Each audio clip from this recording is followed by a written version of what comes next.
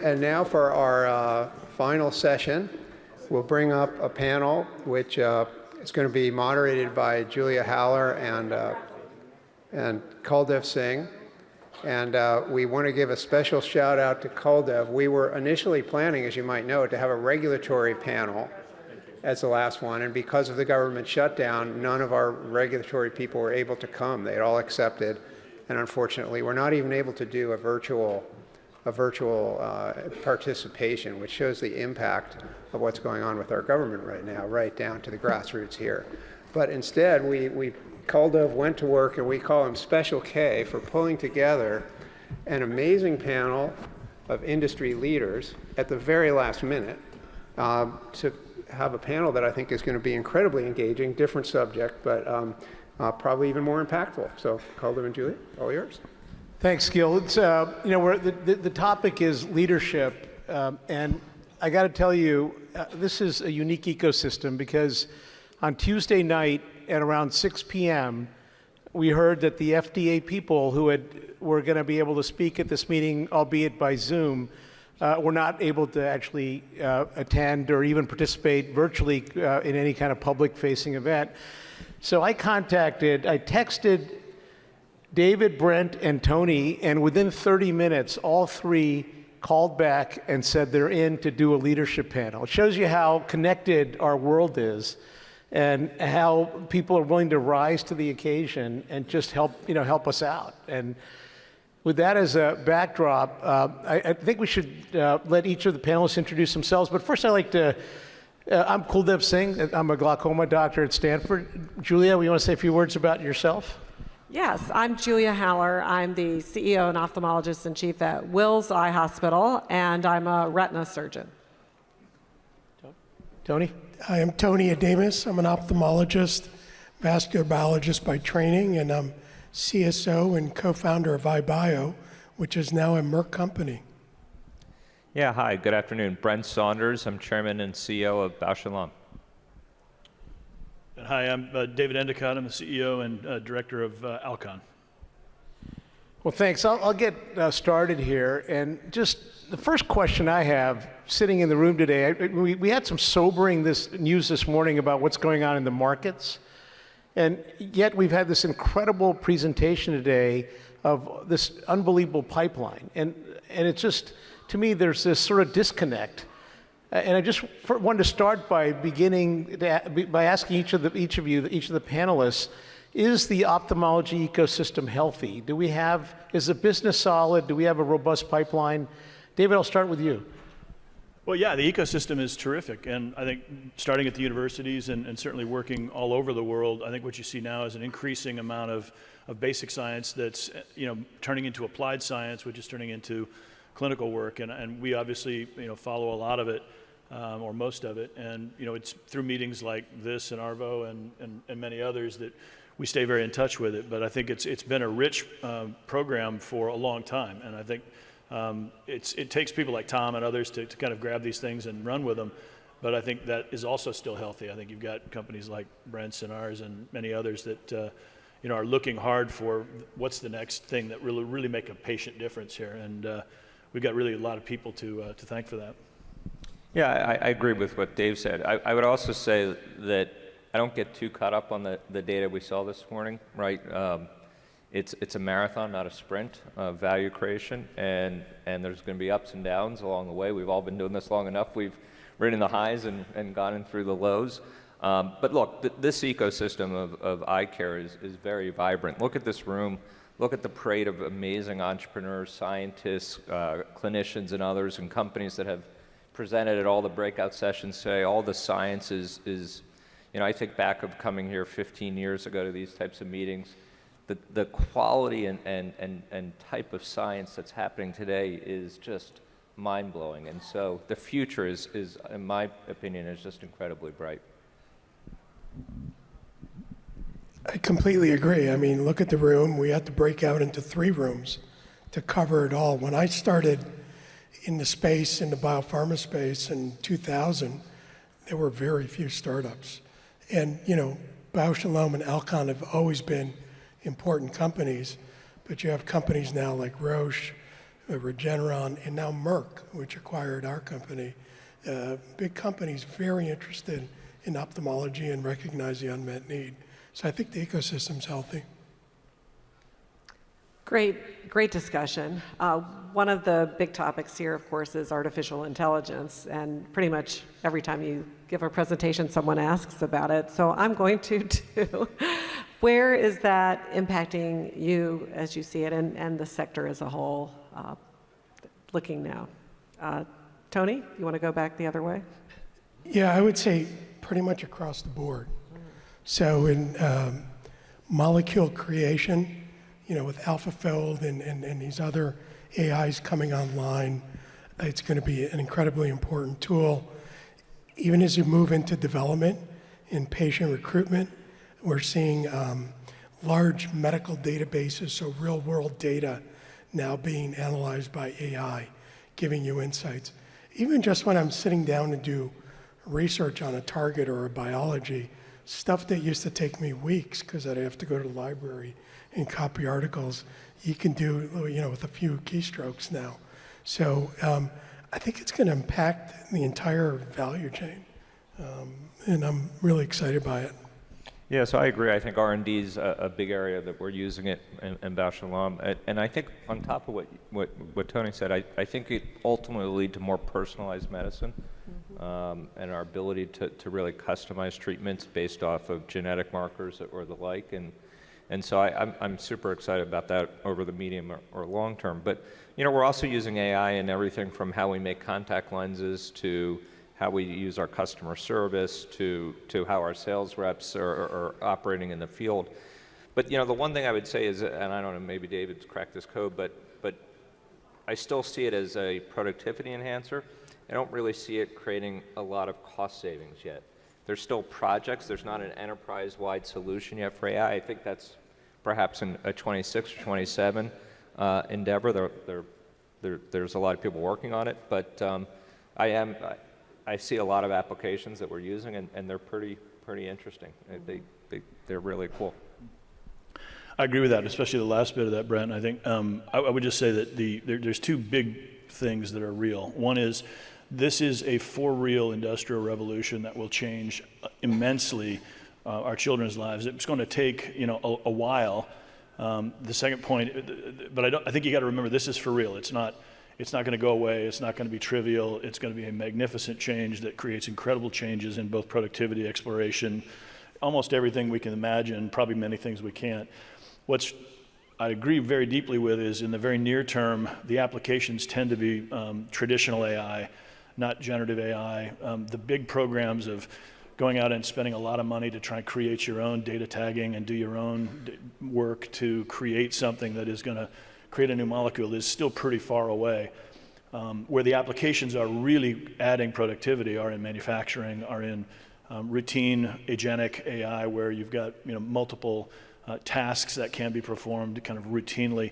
Those are creating efficiencies that add profit into the organization that allow us to put more into research and development, and I think that's where we're spending a lot of time, not dismissing for a moment the long-term potential of it, but rather just saying that I think don't waste your time a lot on this kind of new idea of there's going to be off-the-shelf things from almost all of the major players in software that will use AI tools, and doing it yourself, which we've kind of experimented and failed with a little bit, I would say is probably less productive for now, at least, than it will be, but it isn't there yet. Yeah, first adopter is probably not where you want to be right now. Right? Yeah, exactly. David, this morning there was this, I think, I can't remember which of the speakers mentioned about how much Alcon has been involved in the M&A world over the past year, and really, it's a bit of a different world. I remember you and I were on a panel, I think, a couple of years with Gavin Herbert, and you have ties to Gavin. I mean, you and Mike Ball both started at Allergan, and one of the things Gavin mentioned that really struck me was he said that, when we were at Allergan, we looked at Alcon as a competitor, and the companies had this tremendous respect for each other, and there was this battle. And we were fighting this turf war in every arena, and it made each of us better, and we were more successful because we had the other. And you look at the landscape now, it's a little bit different than it was in that era. And it's not that we don't have specialty eye companies. I mean, Brent's got a specialty eye company. But how do you motivate your team in the absence of that kind of competition that you had in that era? Well, I think that it's really, I think Tom actually grabbed it earlier. I think it is a matter of purpose. And I think those of us that have been in eye care a long time, Brent has, I have, all of us have, really. And all of us that grew up in those times with, Allergan at the time and Gavin, who started that company, we all have a deep understanding and expertise, I suppose, in what we do in eye care. And I think that's what makes us special. If you think about a kind of a traditional Jim Collins view of a flywheel and what a hedgehog does, we're really good at focusing on eye care. We believe that what we do is create expertise in technical knowledge and application science and when markets will develop in a very small space called eye care. And the better we know that, the more successful we'll be. This will evolve again.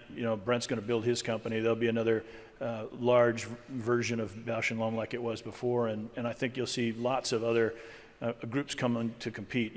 Tom's got one. We've got a lot of healthy companies coming through this that will continue to compete. But I think at the core of that question was what motivates the team, and I do think it's just a long, deep love of what we do, and I think we really do get motivated by helping people see brilliantly. It's a catchphrase for sure, but I think it is at the very core of what we do. Thanks, Brent. I mean, this is a perfect lead into I first met you, Brent, I think it was 2009 when you were just starting at B&L. I think it was at Warburg, and they had Blackberries back then. I know you were pretty attached to your Blackberry back then. And I remember they didn't have Uber, so I used to drive you around a little bit. But question for you, I mean, nobody could have predicted your journey. I mean, selling to Valiant, re-emerging as a hero to save Allergan, then now back in B&L. I mean, what's different now than back then for you, and what have you learned over all those years? I'm older. More gray hair. To be fair, I've learned a lot, right? You learn over time. You learn from your mistakes. I've made more than my fair share of them. But I think the one thing that has remained constant throughout is my commitment to eye care, right? I've been in eye care from the beginning, whether it was at Allergan or Bausch and Lomb. And my love for this profession and our mission and what we do every day. I think the thing that probably is most profound that I've learned over the last 16, 17 years as a public company CEO is the value of your team and talent. Tom, said it well about the Cloud Coast team, but that really is, and I'm sure you feel the same way about Alcon or your company as well, and probably even Wells or Stanford, right? It's the value you get from surrounding yourself with highly talented, great people with different opinions that challenge you every day and make you better, make the organization better, and always are looking for ways to improve. And we call it, we use the word a lot, grit, but have that grittiness to them that really overcome the obstacles, because the world throws obstacles at us all the time, and it's not just competition, it's regulators, it's reimbursement, geopolitical issues or the like, and there's always stuff that we have to overcome, and it's never easy, but it's always worth it at the end of the day. So speaking of curveballs and geopolitical things, and we know at least a third of the executive orders have impacted healthcare.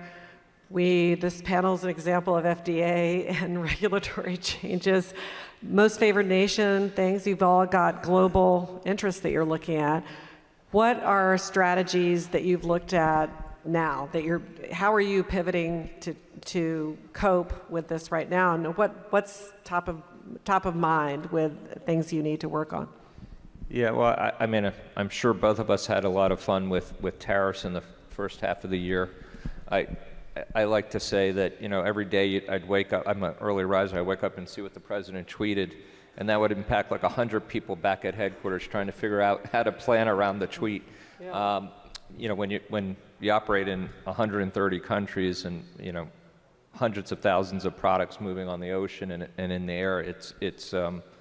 it was a lot of curveballs. But ultimately, we have a global manufacturing footprint. What we really need is certainty. And in fact, for us, we are what the administration really wanted. We are a big U.S. manufacturer. We make all of our drugs in the U.S. We make the vast majority of our contact lenses, IOLs, and surgical equipment in the United States, but we are a net exporter. So the reciprocality of the tariffs was really the most painful part of this. But we do have plants in Europe and Asia and other places. So it's about finding, how to better configure your supply chain to be more efficient in this new environment, which, as you know, highly regulated supply chain. So it's not like we can just snap our fingers and move products around, but we can do it thoughtfully with time. So. Go ahead.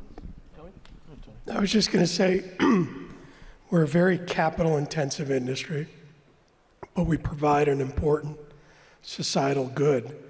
And the geopolitical and political landscape always is going to be changing. But I think we have to keep our eye on the ball of constantly getting better at what we do. When I tell people outside the industry that 90% of the drugs entering clinical development fail, they're shocked. But it explains the prices and all the issues that we're dealing with. So we have to constantly, using these new tools, AI and such, constantly keep getting better. How can we fail less? And if we fail less, if we cut the failure rate from 90 to 80%, double our profits. Well, I'll press on that just a little bit because I think the drug business in particular is obviously subsidized by the United States for the rest of the world, and that is a disequilibrium that most people don't understand, and it is very hard to explain, I think, in a heated trade discussion and in the environment that's been created. There needs to be a better payment structure outside the United States for these, and there needs to be lower prices in the U.S., but I think there's probably a number of thoughts on how to do that, and not all of them are reaching the right people. I think the other piece of this, and I concur with what's happened this year, but I think you got to think about next year as well. This year, most everybody figured out how to manage a tariff structure that was kind of up and down, off and on. Next year will be a full year of tariffs. It will have bigger impacts on most all the companies, everybody in the world. And although we're similar situated where we make in region for region, China is still an enormous part of our business, and we have and we export to that country all the time. MedTech broadly is an exporter, to Brent's point. So is pharma, net exporter, and the 0 for 0 tariff scheme that has been proposed as a carve out is probably the one that we're most actively promoting right now, and I think it hopefully will get some time in life as we get through this, but for lots of reasons, including just good human behavior, it probably needs to be done that way. We'll see, what happens. So David, I feel like I've lived some of this journey with you in recent years. You guys were, prior to your joining Alcon, you guys were a specialty company. You had a big pharma business. Correct me if I'm wrong, but I think pharma was about half of your overall business. Through the whole Novartis, I don't know what the right word is, experience, maybe that's maybe the kindest word. You guys lost a lot of your pharma business, but I know that you guys you're sort of slowly getting back into this area. What's interesting this morning was it looks like MedTech, which has been beaten up, not just in ophthalmology, MedTech as a sector has been beaten up in recent years. Looks like it's making a bit of a comeback. And if anything, it looks like pharma is really maybe not quite as attractive with price regulation and other things. Are you guys committed to coming back into pharma in a major way? And if so, what are some of the barriers you have? Well, the biggest barrier is the uncertainty around pricing and the most favored nation stuff that's being discussed right now, and I think that's got to get resolved. It will get resolved, I suppose, but the position that we have is we would love to be back in pharma. We will do that. We'll do it in a patient way where we have good opportunities and we see them. We like the Arion product. We like what's going on with it's kind of a cell therapy with a procedure base, so it's right in our wheelhouse. We like the notion of the front edge of the market of kind of gene therapy, cell therapy. Small molecules are still interesting, but probably more interested in delivery of those. We've got some programs in how we might deliver those that we're interested in, and so we'll be patient. We're certainly continuing to build Tripteer we just launched, which is exciting for us. But it's probably the first one that we've kind of new product that we've gotten to since the spin. So our hope is that we can continue to bring a number of good products. We have a relatively rich pipeline most people don't really know about. The ARI programs that we bought some time ago have done real well for us. So I think we're excited about those. So yeah, we'll be back, and we're certainly patient about it. So I would just say we're looking for things that really make a difference. Brent, you want to comment? You guys, I just saw your pipeline about 30 minutes ago, and it's really remarkable how many assets you have, both on the drug and device side. I mean, how do you make these decisions? Obviously, the dollar amounts are so much greater to invest in pharma relative to medical devices. Yeah, so when I got back to Bausch about 3 years ago, my number one priority was to work with our head of R&D, Yahia, who's over there, to really build top talent R&D organization across all of our businesses. And we spent a lot of time recruiting talent, as I mentioned, talent being really important. And I think we now have really great talent, both in our ability to evaluate technologies, but also to bring technologies to the clinic and ultimately to approval on patients.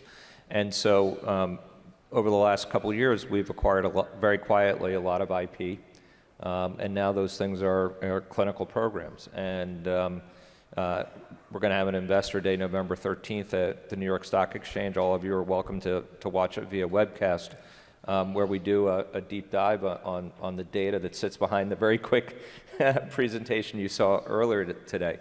And it's deeper than what was shown because it's also in contact lenses and consumer products.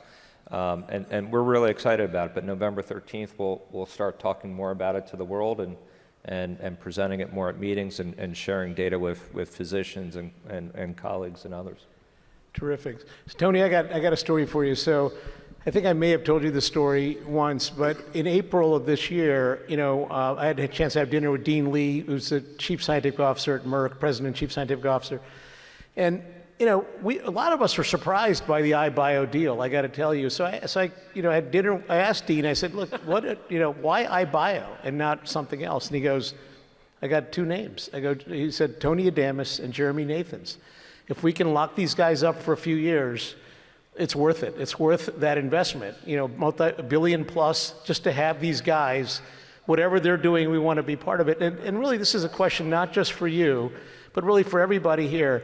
How much is it the people versus the idea? Whenever you look at a company, an asset, and you were on the other side of this when you were Genentech, looking at people coming in saying, "Hey, look at us." How much of it is the people, and what is it about those people that attracts you to those companies? Yeah, first of all, with regard to Dean, and I love Dean, I think the molecules had something to do with the acquisition. But I appreciate what he said. Look, it depends. In the case of Merck, and I'm reading their mind, Merck has an illustrious history in ophthalmology, right? They created the first beta blocker, first carbonic anhydrase inhibitor, got rid of the second leading cause of blindness with ivermectin, but they were out of ophthalmology when they looked at us. And to really succeed, it made sense for them to bring us in and to help run the trials. And it's been really a 1 + 1 = 3 situation. It's been wonderful working with my colleagues at Merck. So there it makes sense, and the people are very important in addition to the molecules. When I was at Genentech Roche, we had a very robust internal ophthalmology infrastructure. We focused primarily on the molecules there because we knew we could bring things in and run it in-house. So it depends on if you have that therapeutic area focus.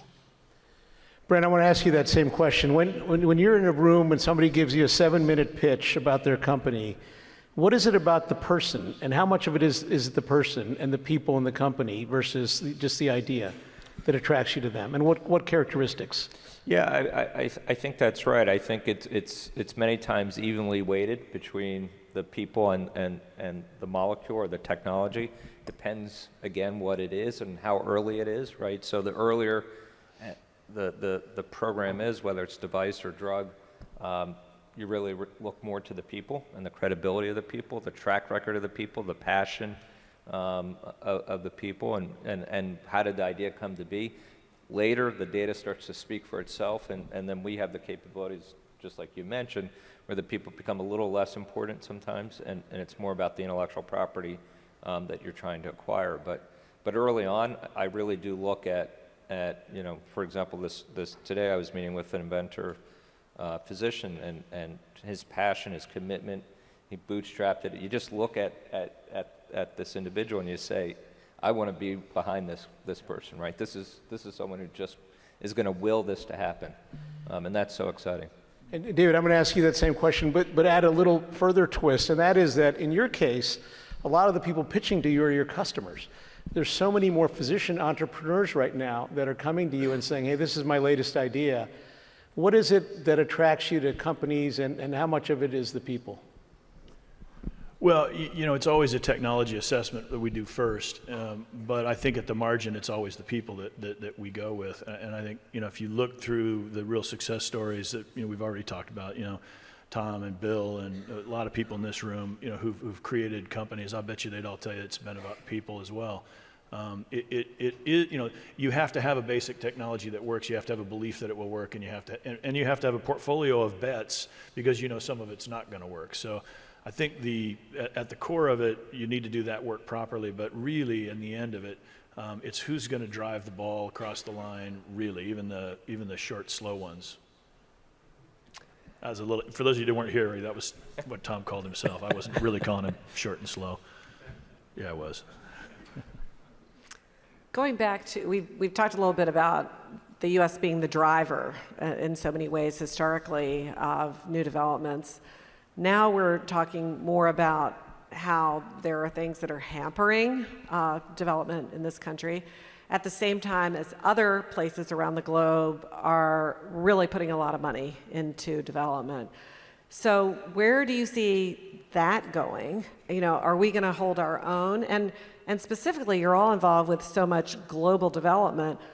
Where are you sending your BD folks to shop around the world, when you're looking for new ideas and new talent? Brent, why don't you start? Yeah, so, my time in industry, the U.S. has always been the market, right? Europe was pretty good, but the U.S. was the market where you saw the best innovation. We had the best markets, we had the best venture, we had the best everything, capital markets and the like. And interestingly, if you look at the data, and this is more pharmaceutical now, China is winning this year. So in 2025, China has more clinical trials enrolled than the United States, and they filed more patent applications than the United States combined. And that's the first time that's ever happened. And so I think we have to be cognizant of the new reality. Maybe it's the old Gavin Herbert, Alcon, Allergan motivation. Maybe we need a U.S.-China kind of competition to motivate us to do the same thing that Gavin was trying to do. But I do worry that as an American, we have this amazing ecosystem. It's a national treasure, and I hope we don't beat it up too much. We can beat it up a little bit. We always deserve a little bit of punches, but if we vilify it too much, it's going to disappear, just like it did in Europe. Yeah, I think we have to up our game, because China's really good. So I've been to China many times, and a lot of their people who are doing bio work, worked at multinationals for years, learned all the best practices, brought them back to China, and they're no longer doing Me Too's or incremental improvements. They're doing really innovative science, the kind of stuff that was a purview, almost exclusive purview of the United States. So we need to up our game, understanding that this is the new Alcon, Allergan. Our industry has to become, as I said earlier, more successful, and just know that we have competition. Well, I'll just add a color to that, because I think that's exactly right. It is about the China ascension, and I'll be provocative perhaps, and I'll just say that when you go to China, I go every year, have for a long time. Everything is moving, and if you haven't gone, you need to go. People want to work, and they want to work hard. And it is used to be an old American, trait that we worked hard. We got up early, we stayed late. Well, I don't know that I see as much of that right now as I wish we did. But I can tell you that everybody else in the rest of the world is working very hard. Indians are working really hard. The Chinese are working really hard. I mean, it is going to be, and both of them have the capacity and the money to succeed. China, but China specifically, because And the you government's see the behind it. state sponsoring Yes. and infusing with Yes, money. yeah. This is a problem. Okay, we're going to attack it. So you have a combination of state-sponsored investment in specific areas, followed by people who really want a life-changing event and are willing to work for it. And if you add to that, you think of our administration today wanting us to, buy American, use American, build in America, manufacture in America. China's doing the same thing. And so ultimately companies like ours, multinationals, will be disadvantaged by not being local. And absolutely, couldn't agree more with what you guys are saying, but where does Europe fit into all this? I mean, historically, we've had, the ecosystem has worked in such a way that pharma products always started in the US, then went elsewhere. Medical devices, commonly you saw them in Europe first and then they came to the US later. Now you've got, it seems like the paradigm may be shifting. The European regulatory agencies are becoming more conservative on the device side. Do you see this paradigm changing so that you guys and other companies may launch pharma products overseas first? Or do you still think the U.S. is going to be where you go first, generate the revenue to then go global? I mean, honestly, I think today a lot of my peers that I talk to in the pharma companies are thinking about U.S. only, right? They don't want to launch in Europe because of MFN or pricing issues. So I'm not sure what Europe's doing. I mean, I understand they're trying to save money, but I forget the exact statistics, so don't do this. But when the EU formed, what was that, 20 years ago or thereabout? The GDP of the EU was equal to the US. It's half of the US today. It's a dramatic drop in gross domestic production of the EU in a very short period of time. So I don't know where they're going. And the debt load is extraordinary. So you've got France is in real trouble. UK is in real trouble. Europe is in real trouble right now, and they, and so they're not going to pay for, as they're paying for as little as they possibly can. On the medtech side, I will tell you that the EU MDR has made a catastrophe out of registration of medical products in Europe. So when you're 100% right. Probably not that long ago, let's call it 7-8 years ago, we were always taking things in first because you could do a supplement and get things to market quickly. You cannot do that now. The data requirements are so substantial that they're just, and now everything's coming here first. Everything's starting here, and then if you can afford it, if it makes sense, if you can get it reimbursed, if you believe that business case, you'll take it in. But it's been particularly hard on drugs. Tony, what about pharma? Any chance China is a place you start? Or is it always, you agree with Brent, it's always going to be the US first for traditional pharma? I think we have deeper capital markets and we're still, I think, freer to innovate here. There's a lot of oversight in China from the government. So I still think this is the preferred place to do innovation. Just know, as you heard, they're working really hard there. I'll use something outside of pharma, but in the automotive industry, they can create a completely new model in 12 months. And the norm here for the US auto industry is like 24. It's because they work 3 8-hour shifts. They're just going 24/7, and people are highly motivated. Julia, I'm going to turn it over to you for our final question, which Julia came up with, which I think is a brilliant question. Well, it may say more about me than it does about them, but what keeps you guys up at night?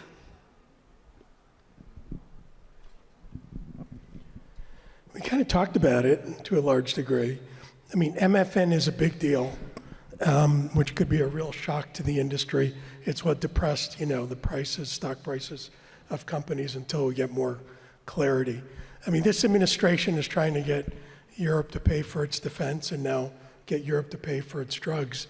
I don't know how successful they'll be, but our business model depends on making sure there's a return. And, it's takes a lot of revenue to make sure there's a return. So that keeps me up. And then the thing I talked about before, we're losing our innovation edge. Those two things. Yes, I was joking when she told me she was going to ask me this question. I have 4 daughters, so I don't know if I sleep. But, you know, I think I'm an optimist, so it's hard for me to come up with things that bother me. But I do think geopolitical is probably top of my list today. It could be a tweet tomorrow that you know, shakes capital markets. It could be a tweet tomorrow that changes drug pricing policy. It could be a tweet tomorrow that the government's not going to open for another 3 months. I mean, who knows? And you know, we do need to get the government back opened. It's a travesty of what's happening. The dysfunction in Washington, and you know, is as partisan as I can remember in my lifetime we've ever seen, and so it is troubling. And the world is we have new strong competitors around the world, and we need to get this country back working again. And so, you know, I just worry that we just don't know what's going to happen again tomorrow. That being said, you know, I still wake up in the morning very excited about the opportunities and where we're going. David? Well, I'll start on a negative and end on a positive, maybe. I worry a lot about the near-term effect of the China-U.S. trade discussions. I think the trade circumstance is such that China has a global market hold on all of the rare earth minerals that go into the major products that the defense industry uses. That inability to get a hold of that is an enormous lever, and last I heard, the fastest we could get there if we put it all together would be 2 or 3 years. So I think we're playing with some really dangerous moments, and I worry a lot that as we come into the winter, absent a stable trade environment, you're going to see almost every company who is, if there is a significant trade tariff, is going to begin to produce earnings results that drive the market down, that drive interest rates up, that drive the U.S. dollar down. And I think all of those things would tend to argue for a fairly pessimistic view of the economy. Now, with that said, you know, this is you know, generally speaking, one of the most resilient places. It's the most flexible place. It's the most capital originating place in the world. And I think we've got an opportunity to kind of find our way through that. And I do think in the end, we will find, you know, a way through it. But, you know, probably, you know, it's that old Churchill thing, you know, America can be counted on to do the right thing after we've exhausted all the other alternatives. It's a great point. I mean, and related to that, David, I'd love to hear, really, we have a couple more minutes. I mean, one of the things that people in this room who've started companies wonder is, hey, is this a good time to do an IPO, or should I hang on with venture fund and angel money? And you know, these are questions that come up, and they're cycles, right? There are periods of time when there are a lot more IPOs, and there are other times when people want to stay away from public markets. Would you say that this is a time, based on what you guys have said, if you can stay out of the public market, stay out as long as possible, or do you think you still go to the market if you have belief in your product in this environment? I mean, my advice today would be is if you're not near revenue or not producing revenue, stay private for as long as you possibly can. And if you are nearing revenue, make sure you can project and beat whatever it is you're going to forecast in your IPO, because otherwise you'll fall down really quickly.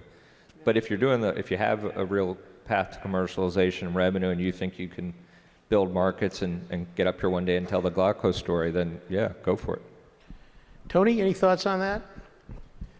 I agree with what was said, but we're nearing the end, and I don't want to end us on doom and gloom, because even when I was starting out, it was all doom and gloom. It's just the nature of the human mind.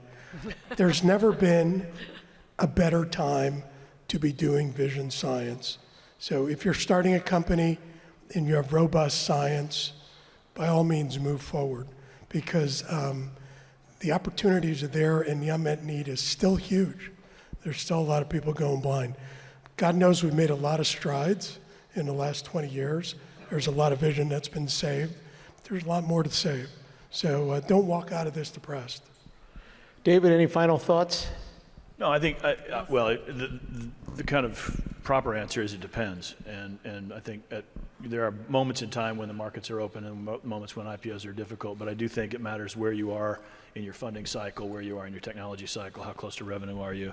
what are you trying to accomplish? I do think that there's a real advantage and disadvantage to private and public money. So it's just a matter of where you are in that process. Well, I want to thank these three incredible, iconic leaders for joining us for this panel discussion. I thought fantastic discussion, very robust, and invite everybody to stay for the People's Choice Awards, which are up next, followed by the closing bell. So thanks to all the organizers and participants. Thanks so much.